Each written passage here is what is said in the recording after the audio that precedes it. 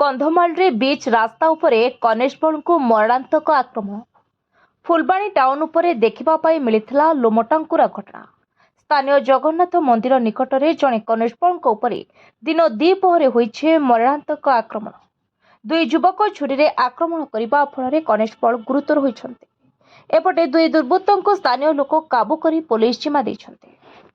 खबर अनुसार दिन प्राय 12टा बेले कनेस्टेबल मनोरंजन सावत सहित स्थानीय साई मंदिर निकट में दुई युवकों सहित कौन कारण जुक्ति होता। दुई युवक एथिरे उत्त्यक्त होई तांको आक्रमण करथिले।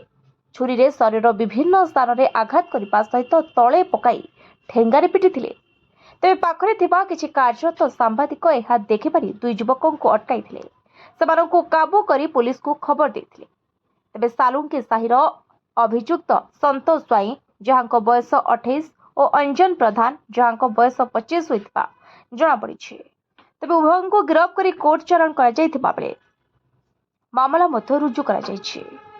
तेबे आहत मनोरंजन अवस्था गुरुतर थिबारु ब्रह्मपुर स्थानांतर कर। Kandhamal Rohan Kumar Nandan report, voice of Odisha live.